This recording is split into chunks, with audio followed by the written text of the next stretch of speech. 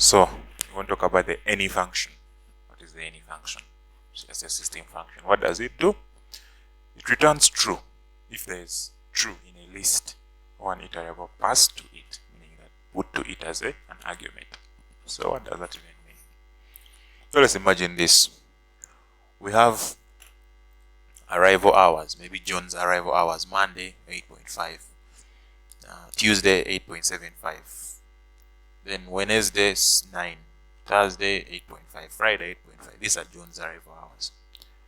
Now we want to check if John arrived, his arrival hour, any of his arrival hours were greater than 8.75. So this could be having over 1,000 arrival hours. So we're gonna go checking one by one. So what we do? Let's do this list comprehension. What we do? We say if x is greater than 8.5, for x in arrival hours, this dot value. So it's going to pick out only the values here, 8.5. Then it's going to check if x is greater than 8.5. So this x greater than 8.5, it will return a boolean, whether it's true or false. So that this arrival checks, if we print it out, let's print out the arrival checks to see what it's all about.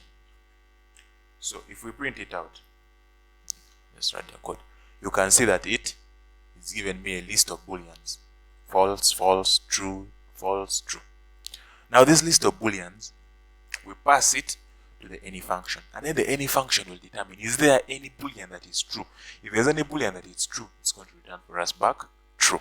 So if we print out any into bracket arrival checks, if there's any true boolean, it's going to return for us true, meaning that our array there is a time that is greater than 8.75. So that's one way to use the any function. But the any function in simple terms is this: it's a function that takes in an iterable, like a list full of boolean values, and then it's going to return if any of the boolean values